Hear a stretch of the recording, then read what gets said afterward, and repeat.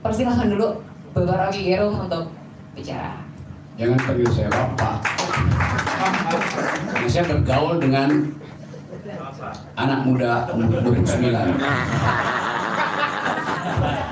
Saya ketemu dengan Salsa Kania, dua-duanya 29 tahun.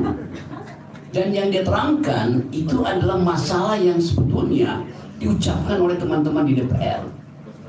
Tapi kita tahu bangsa ini banyak orang tua dengan usianya tua tapi pikirannya mentah gitu. Ini ada teman perempuan muda tapi pikirannya matang. Jadi jangan pikiran itu yang kadang-kadang Anda anggap ya ini yang ngomongin apa itu. Tapi sebetulnya di situ intinya. Karena tadi mulai mengucapkan sesuatu yang secara samar-samar kita tahu bahwa negeri ini pernah disusun oleh sejumlah pikiran bermutu, termasuk Tan Malaka atau apalagi oleh Tan Malaka yang merumuskan ide republik, yang mengajarkan kita untuk percaya pada logika daripada pada mistik, yang menginginkan negeri ini dihuni oleh pertengkaran pikiran, bukan oleh manggut-manggut. Kalau saya tanya misalnya, berapa orang di DPR yang paham baca madlog, materialisme, dialektika, logika? Jadi kalau saya bikin semacam persetujuan, oke, besok kita revolusi, kita ganti pemerintahan ini. Yang saya, siapa di antara kalian atau di teman-teman kalian yang pernah baca madlog sebagai alasan untuk membentuk cara berpikir baru? Dia membaca perjuangan kita Sultan Syahrir, dia membaca konsep secara detail perjuangan Khawadir Haji, Omar Said, Cokroaminoto, Natsir, Buya Hamka. Kan kita menghindari membaca itu karena kita menginginkan ada perubahan. Setiap kali saya dijadikan model rock, ngomong rock. Iya, tapi kalau saya balik setelah gue ngomong, lu bisa nggak ikuti omongan gue? Jadi itu yang saya mau protes sebetulnya, bahwa harusnya kita benar lebih banyak pikiran masalah dan karya tuh. Karena di situ ada jaminan bahwa pikiran bermutu itu tidak mungkin di bail out oleh amplop, oleh BLT itu. Itu sinyalnya kita mau bangkitkan nasional itu dengan kembali bahwa hanya dengan pikiran yang bermutu kita bisa bersaing di tingkat internasional. Itu yang menyebabkan semua diplomat Indonesia gugup dan gagap begitu bertengkar di PBB itu. Karena kemampuan untuk mengaktifkan pikiran nggak ada, tidak ada ide di situ. Itu dasarnya kenapa kita mau coba. Ini saya tahu semua kita sudah berkali-kali bicara di forum yang sama dan orang ya lakukan gerakan itu tanpa tuntunan ide sama juga dengan kerja. Itu intinya. Jadi saya mau kembalikan bangsa itu bangkit kalau pikiran dibangkitkan karena pertengkaran. Itu poinnya ada di situ tuh. Coba kita bahas lagi secara tertib apa yang hendak diusulkan oleh forum semacam ini. Itu perubahan mendasar di dalam cara kita berpikir tentang masa depan. Nasionalisme itu bukan ingatan tentang masa lalu, tapi harapan tentang masa depan. Dan dalil-dalil ini yang ingin kita kembangkan. Kalau misalnya pemerintah bilang, oke, pendidikan itu ada tersier, itu yang fundamental sampai SMA aja, tuh semua kita setuju. Asal kualitas SMA itu setara dengan yang dipikirkan oleh Sultan Syahrir, Haji Agus Salim, Natsir, Cokroaminoto, yang bahkan tidak pernah lulus SMA, tapi pikiran dia itu jauh di atas komposisi gabungan semua koalisi di negeri ini kan. Jadi hal ini yang saya kira mulailah mengundangkan Niasa untuk bicara di semua tempat. Jangan orang-orang yang gitu juga, yang itu udah kita tahu udah tua tapi pikirannya mentah gitu. Sama dengan nasib republik ini. Republik ini seolah-olah berdemokrasi karena ada institusi demokrasi, ada partai politik, ada Mahkamah Konstitusi, ada Bawaslu, ada KPU segala macam. Di depan kita lihat demokrasi kita itu tumbuh karena ada institusi. Tetapi instalasinya yang mengalir di situ adalah kedunguan. Jadi apa yang terjadi kita? Demokrasi kita membengkak, bukan bertumbuh. Membengkak artinya uangnya banyak di situ beredar. Membengkak artinya retorikanya panjang. Membengkak artinya seluruh penyeludupan kepentingan ada di situ. Tubuh yang membengkak itu bukan tubuh yang sehat. Tubuh harus bertumbuh. Masa otot kita itu, ini gua otot gua masih bagus ini, karena itu gua masih banyak lebih. Harus setara dengan kemampuan kita untuk mengaktifkan kehidupan kita, move on segala macam. Jadi sinisme terhadap bangsa juga mesti kita kendalikan. Bahwa ada problem dengan negeri ini, tapi kita juga mesti bersiap. Kalau terjadi ketegangan di Timur Tengah, bahwa Iran akhirnya mengetahui bahwa presidennya itu helikopternya dijatuhkan oleh siasat Israel. Terjadi perang dunia ketiga di situ. Kemarin Putin pergi berkunjung ke Beijing. Nah, itu artinya ada pembicaraan untuk memperkuat aliansi dengan Rusia dengan Cina. Untuk apa itu? Untuk perang di Timur Tengah. Nah, kita mesti akses itu. Kalau terjadi perubahan politik tanpa pengetahuan kita tentang apa yang terjadi secara global, artinya kita hanya jadi penonton di situ pada akhirnya. Jadi ini kesempatan kita untuk bicara konsep. Kalau soal yang marah-marah udah kita lakukan berkali-kali. Kita mau tumbuhkan satu tantangan. Ada nggak Indonesia yang berpikir kalau karena itu forum ini menambahkan diri menemukan kembali Indonesia, perhimpunan untuk menemukan kembali Indonesia, yaitu Indonesia berpikir di awal kemerdekaan. Jadi teman-teman yang ikut podcast ini, saya kira ada ratusan ribu yang lagi nonton. Coba kita ucapkan satu janji bahwa kita ingin menuntun kembali bangsa ini dengan pikiran. Nah, kalau kita cerewet, kalau kita berupaya untuk mengganggu, kita mau mengganggu Pak Prabowo dengan pikiran. Itu dasarnya tuh. Dan kita punya kemampuan tentang itu. Jadi sekali lagi kita mungkin bisa bercakap banyak hal. Kita bisa ingin ada kesempatan yang disediakan oleh PMKI, Perhimpunan Menemukan Kembali Indonesia, dengan fresh ideas, dengan new kind of reasoning, thinking, logics, etc. Itu yang ingin kita bebankan. Karena saya dapat banyak WA dia coba ngomong tentang masa depan gitu. Jadi ya udahlah, itu mencaci maki Jokowi segala macam memang diperlukan, tetapi ada kesempatan kita untuk menghidupkan pikiran. Kayak kemarin saya baru pulang dari Shanghai, saya bawa atlet panjat tebing Indonesia. Saya memimpin delegasi itu dan dapat medali emas untuk putra dan medali perak untuk putri itu. Lalu saya ucapkan terima kasih. Saya bilang terima kasih kepada rakyat Indonesia yang telah membantu memberi semangat sehingga saya bawa pulang emas dan perak ke sini. Terima kasih buat Menpora, terima kasih buat Presiden Jokowi. Ini caci maki, saya kenapa mengucapkan terima kasih pada Jokowi, Jo? Lalu saya ngomong dari luar negeri supaya luar negeri tahu bahwa ada struktur negara di Indonesia. Kalau di sini saya tiap hari saya hajar Jokowi kok. Jadi bayangkan kepicikan orang itu. Masa saya di luar negeri caci maki Jokowi? Itu orang gila tuh. Jadi poin ini yang membuat kita, karena ini orang, Rob gue ikut lu. Tapi kalau gue bikin sesuatu yang gak menyenangkan dia caci maki gue. Nah, otak lu gak nyampe akhirnya. Kan begitu.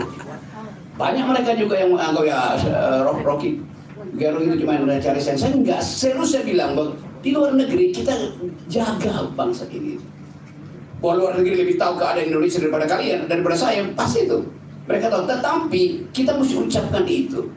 Jadi seolah-olah kalau saya bawa delegasi olahraga, saya mesti ngomong politik di situ kan konyol. Jadi sekali lagi, itu yang saya maksud, ketajaman kita untuk bahkan berpihak pada pendapat sendiri, karena sudah diganggu oleh kedunguan orang yang ingin kita jadi demagog terus-menerus. Itu yang saya nggak suka. Rocky Gerung ada harus netral tuh. Apa maksudnya netral? Dia jangan berpihak. Oke, saya tidak akan berpihak. Maka saya netral, karena kalian perintah. Kampret namanya, minta gue itu. Kalau saya pilih sesuatu, itu karena saya netral, bukan karena disuruh atau ditakut-takuti di TikTok. Jadi kita membangkitkan kemandirian itu sebagai identitas manusia itu, bukan diombang-ambingkan oleh kepentingan. Jadi sekali lagi ini udah pasti ada isu macam-macam, karena ada Hasto bicara di sini, ada Dumkur, ada Saganda segala macam itu loh. Yang ini apa sebetulnya? Kita mau tahu apa PDIP punya pikiran tentang masa depan. Kalau masalah kita udah tahu. Jadi itulah sebetulnya keinginan dari perhimpunan menemukan kembali Indonesia untuk membuat forum semacam ini, di mana semua orang boleh ajukan keberatan, boleh caci maki, boleh puji-puji, tapi pakai otak. Itu dasarnya kan. Jadi sekali lagi teman-teman, saya mau terangkan itu supaya dalam diskusi kita hindari sebanyak mungkin hal-hal yang udah kita ucapkan. Kita mau cari konteks berpikir untuk menyeberangkan bangsa ini masuk ke 2 minggu ke depan. Ini bukan soal 2 tahun ke depan, 2 minggu ke depan. 2 minggu ke depan Pak Prabowo akan gelisah untuk melihat bagaimana kabinet akan dibangun kendati situasi itu berubah. Bagaimana kabinet akan dibangun kendati keadaan di dalam negeri kacau secara elementer, yaitu berupaya untuk nyogok segala macam, dapat proporsi kalau bisa nama dia dimasukkan di dalam daftar yang dia bikin sendiri, hoax sebenarnya boleh akan jadi menteri. Jadi kita mau lihat sebetulnya bangsa ini dari satu kacamata, yaitu pikiran. Nah, bangsa yang berpikir, bangsa yang masa depannya panjang. Bangsa yang gagal berpikir, bangsa yang bahkan masa lalunya dia nggak mengerti lagi. Itu kira-kira perhimpunan menemukan kembali Indonesia adalah perhimpunan untuk mengembalikan pikiran sebagai dasar dari politik. It's come from dari hati seseorang yang selama ini memendam kepedihan karena partainya justru dirusak oleh kadernya sendiri. Itu sesuatu yang sangat eksistensial, goresan. Dan kita ingat Bung Karno lagi, bahwa Bung Karno bilang, beri saya 10 pemuda, saya bangkitkan Indonesia. Ternyata negeri ini dibangkrutkan hanya oleh satu pemuda, yang adalah anaknya dia. Jadi dari salah mulai dengan kebangkitan dan kebangkrutan, satu dialektika yang bagus sekali untuk memulai evaluasi. Jadi saya terima kasih Pak Hasto mau berbagi dengan cara yang sangat terstruktur, mengucapkan kritik tapi dengan cara yang terukur. Itu yang kita inginkan. Dan hari ini 20 Mei tetap kita akan ingat sepanjang masa hal-hal yang baik dari bangsa ini. Bung Karno membangun jembatan kemanusiaan dari Asia sampai Afrika di Konferensi Asia Afrika tahun 1955. Itulah satu-satunya monumen yang membuat bangsa ini dihormati di dunia. Saya pergi ke Eropa Timur semester lalu dan orang masih bicara tentang 25 April 1955, yaitu Konferensi Asia Afrika. Jembatan kebudayaan, jembatan keadilan, jembatan kemanusiaan dibuat oleh Bung Karno dari Asia menembus Afrika. Sementara seseorang yang mengaku tetesan Bung Karno, dia hanya membuat jembatan penyeberangan dari istana ke rumahnya. Jadi bayangkan, jembatan layang dibuat oleh Jokowi hanya untuk memisahkan dua kegiatan, yang satu dari Pluit, tempat para kapitalis, menuju ke area kumuh di pinggir Kali Angke. Itu juga jembatan. Itu jembatan layang untuk menghindari orang melihat ketidakadilan di Angke yang langsung tiba di Pantai Indah. Kalau dia nyebrang ke situ, jembatan dibikin Jokowi untuk menutupi kekumuhan Jakarta.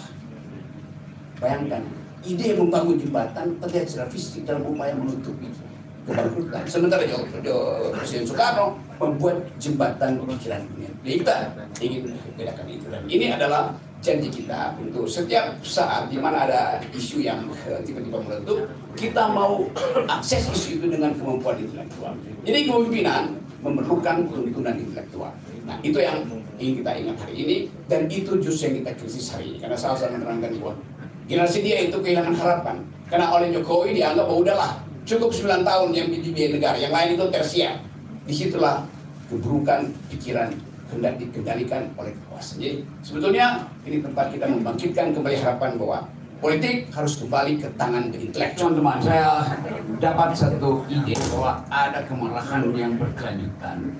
Tetapi semua kemarahan di dalam politik dia harus dilembagakan dalam bentuk organisasi, gerakan yang ada pemimpin, dan itu yang sedang kita aktifkan. Namun sekali lagi semua itu harus dihasilkan dari pendalaman pemikiran, itu dasarnya tuh. Supaya seluruh gerakan ini bisa kita jahit, tapi kalau nggak diobras dia berantakan juga. Jadi bayangkan aja, ini kita jahit, tapi kita mesti obras dengan konsep yang tadi. Tadi Raslina, ini Mbak Lina ini teman saya. Anda mungkin nggak kenal, Mbak Lina ini aktris, agawat, main film, sinetron segala macam itu di tahun-tahun 90. Kemudian berupaya untuk menempuh tantangan yang lebih besar itu, bukan sekedar jadi aktris di depan layar kaca, tapi dia mau jadi seorang aktris secara nasional di wilayah politik. Nah, hal-hal semacam ini yang kadang-kadang kita anggap, yo apa sih, Anda perempuan segala macam tuh. Dulu orang bilang bahwa perempuan itu kalau mereka bicara itu menitip kita kuping aja. Mereka dianggap di unspeakable. Sekarang mereka di unstoppable, nggak bisa dihentikan lagi.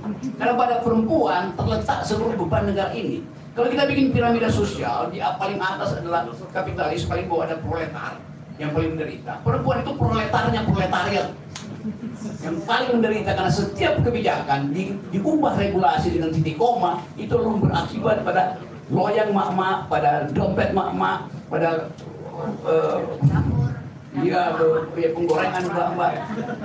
Jadi semua hal yang kita ucapkan itu dimengerti dengan baik oleh perempuan. Jadi jangan ajarin perempuan teori keadilan John Locke, John Rawls atau John Mukhidi. Mereka tahu dari depan pintu rumah itu buat ada yang tidak adil. Jadi sekali lagi saya senang bahwa kita akan bertemu terus, tapi saya ingin ada kualitas pembicaraan di atas ini nanti berikutnya. Supaya kita bisa organisir, kita katakan tadi, oke, kami punya konsep. Jadi bukan sekedar menjadi tadi penyaing dari kekuasaan. Jadi kalau ada yang disebut memang kitchen kabinet atau shadow kabinet gitu, membayang-bayang kekuasaan yang biasa disebut paralel politik, itu lebih tepat. Kita bukan membayang-bayang kekuasaan, kita adalah politik yang paralel dengan kekuasaan menuju kehidupannya mungkin akan bertabrakan nanti.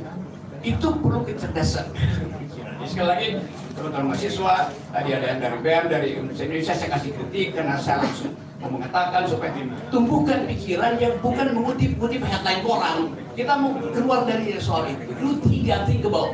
Itu dasarnya. Jadi teman-teman sekali saya terima kasih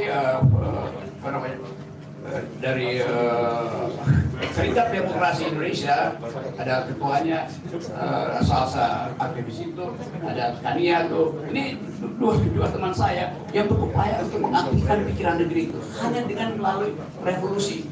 Tadi salsa pakai jari-jari diketik-ketik. Jadi tolong dengar ikutin podcast dari Malaka Project, Tania yang pimpin itu. Ada misunderstanding pimpin oleh salsa. Dan semua kita ingin mendengar justru dari perspektif mereka supaya tadi kita well equipped untuk menghasilkan the next generation itu. Jadi terima kasih teman-teman. Kita ketemu lagi di kesempatan yang lebih berguna dan lebih tajam untuk menghasilkan guna. Assalamualaikum warahmatullahi wabarakatuh. Waalaikumsalam warahmatullahi wabarakatuh.